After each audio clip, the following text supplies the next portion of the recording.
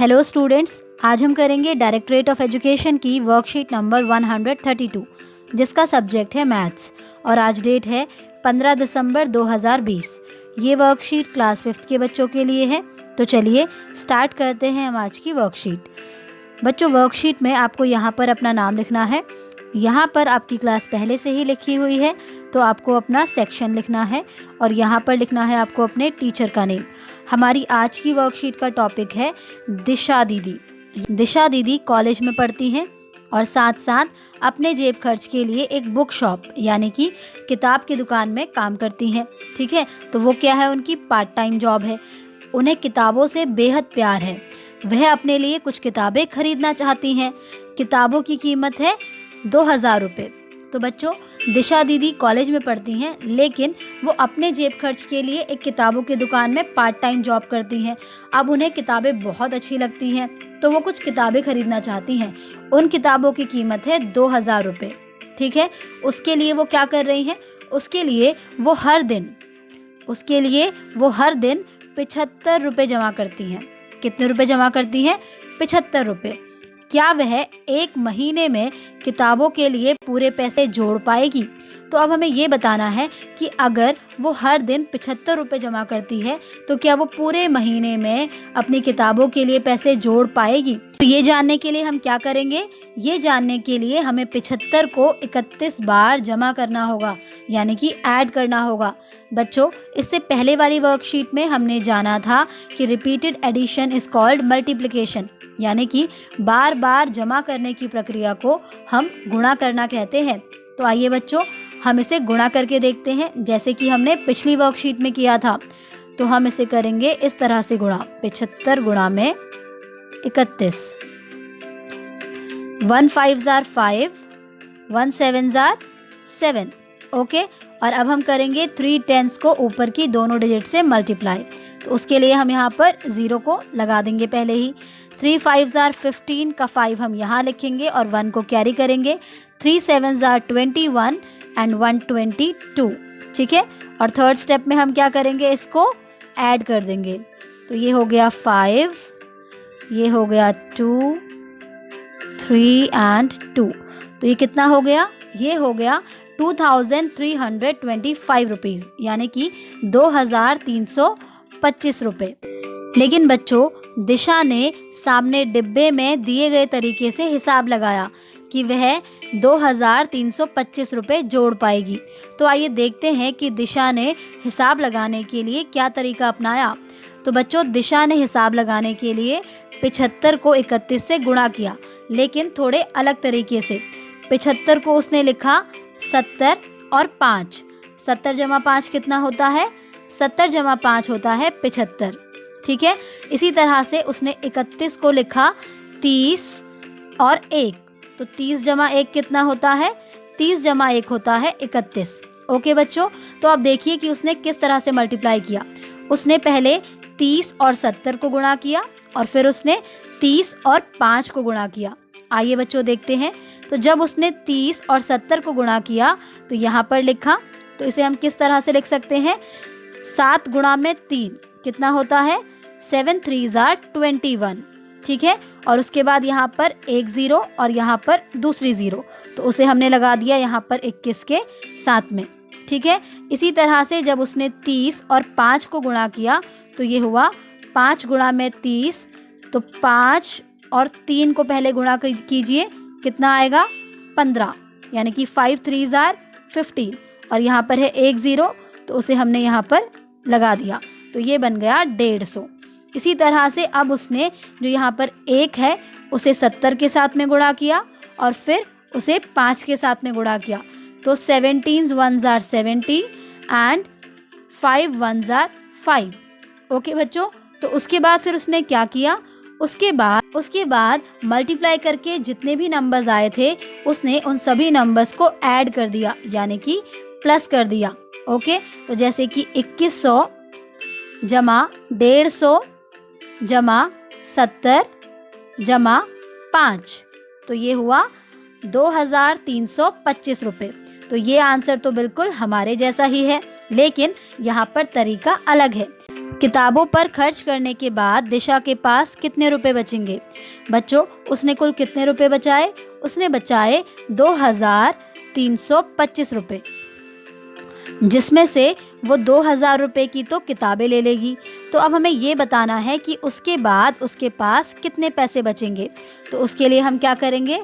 उसके लिए हम बड़ी संख्या में से छोटी संख्या को घटा देंगे, और इन दोनों में से बड़ी संख्या है 2325, ठीक है, और छोटी संख्या है 2000। तो आइए हम इसे घटाते हैं। तो बच्चों, उसके बाद दिशा के पास बचेंगे 325 रुपए। कितने बचेंगे? 325 रुपए। दिशा अपने मोहल्ले के बच्चों को कहानियाँ भी सुनाती है। बच्चे दिशा दीदी को इसीलिए बहुत प्यार करते हैं। तो बच्चों, क्योंकि दिशा दीदी अपने मोहल्ले के बच्चों को कहानियाँ भी सुनाती है, तो इसलिए वहाँ रहने वाले बच्चे उसे बहुत प्यार करते हैं। उसके पास 18 बच्चे, कितने बच्चे? 18 बच्चे अलग अलग समय पर कहानी सुनने के लिए आते हैं। तो दिशा ने सोचा कि क्यों ना वह उन सब बच्चों को त्योहार पर किताबें दे दे, ठीक है। तो एक किताब की कीमत है 28 रुपये। कितनी है? 28 रुपये। तो दिशा दीदी को कितने रुपए जोड़ने होंगे? तो बच्चों, आइए देखते हैं कि दिशा को कितने रुपए जोड़ने की ज़रूरत होगी। तो कुल बच्चे हैं 18, ठीक है। तो वो 18 बच्चों को किताबें देना चाहती है। तो एक किताब की कीमत है 28 रुपये। कितनी है? 28 रुपये। अब हम निकालेंगे कि उसे कुल कितने रुपए की ज़रूरत होगी। तो इसके लिए हम क्या कर सकते हैं? इसके लिए हम 28 को 18 बार जमा कर सकते हैं, या फिर हम कह सकते हैं कि हम 28 को 18 से गुणा कर सकते हैं, है ना। लेकिन इस बार हम ये करेंगे दिशा के तरीके से। तो देखिए, सबसे पहले हमने 18 को किस तरह से लिख दिया? 10 और 8। तो 10 जमा में 8 कितना होता है? 18। इस तरह से हमने 28 को किस तरह से लिखा? 20 और 8, यानी कि 20 जमा में 8 कितना होता है? 20 जमा में 8 होता है 28। तो आइए अब हम इसे जल्दी से गुणा करते हैं। तो सबसे पहले हम गुणा करेंगे 20 और 10 को, और उसके बाद फिर 20 और 8 को, ठीक है। तो चलिए, तो ये हुआ 20 गुणा में 10। तो बताइए कितना आएगा? 2 गुणा में 1, 2, और यहाँ पर कितनी ज़ीरोज़ हैं? 2 ज़ीरोज़ हैं, 1 एंड 2। तो हम क्या करेंगे? इन 2 ज़ीरोज़ को यहाँ पर ऐड कर देंगे, ठीक है। फिर उसी तरह से अब हम गुणा करेंगे 20 और 8 को। तो ये हुआ 20 गुणा में 8। तो कितना हुआ? पहले हम 2 और 8 को गुणा करेंगे। तो ये हो गया 2 8 जार 16, और अब यहाँ पर है एक ज़ीरो, तो उसे हम यहाँ पर ऐड कर देंगे। तो ये हो गया 160, ठीक है। इसी तरह से अब हम 8 और 10 को गुणा करेंगे। तो ये हुआ 8 गुणा में 10, यानी कि 8 10 जार 80, ठीक है। और इसी तरह से अब हम करेंगे इस 8 को इस वाले 8 से गुणा। तो ये हुआ 8 8 जार 64। तो बच्चों, क्या आपको याद है कि उसके बाद दिशा ने क्या किया था? बिल्कुल सही, उसके बाद दिशा ने गुणा करके जो भी संख्याएं आई थी उन सबको आपस में जोड़ दिया था। तो इसका मतलब हमें जोड़ना है 200 जमा 160 जमा 80 और जमा 64, यानी कि 64। तो आइए हम इसको जल्दी से जमा करते हैं, यानी कि ऐड करते हैं। तो बताइए कितना आएगा?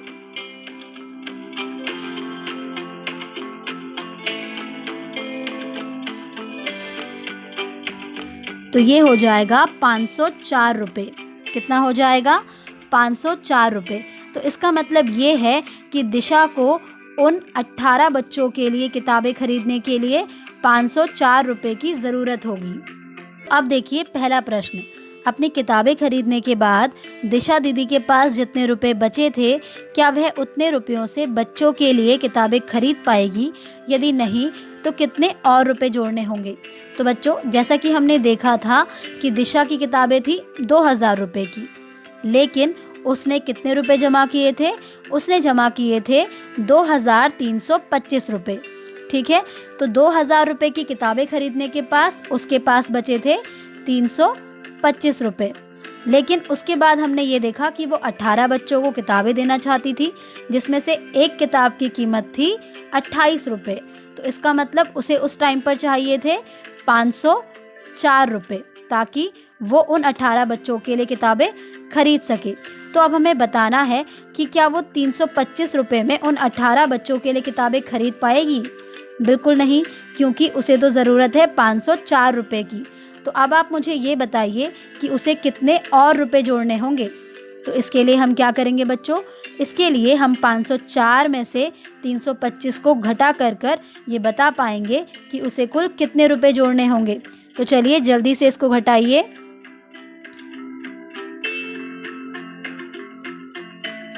तो ये हो जाएगा 14, ठीक है, और यहाँ पर बचा 9 और यहाँ पर बचा 4, ठीक है। तो इसका मतलब कि उसे कितने और रुपए की ज़रूरत पड़ेगी? उसे 179 रुपीज़ और चाहिए होंगे, ठीक है बच्चों। प्रश्न 2, दिशा दीदी का गुणा करने का तरीका आपने समझ लिया होगा।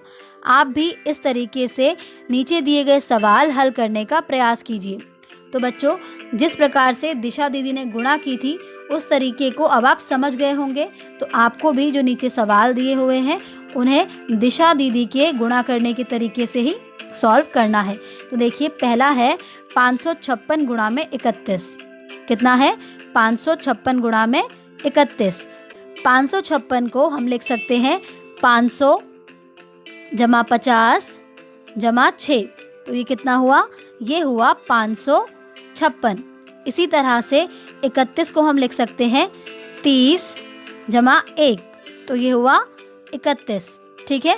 और जैसा कि अभी हमने बात की थी कि हमें इसे किस तरह से गुणा करना है, सबसे पहले हम 30 और 500 को गुणा करेंगे, फिर उसके बाद हम 30 और 50 को गुणा करेंगे, और फिर उसके बाद हम 30 और 6 को गुणा करेंगे, ठीक है बच्चों।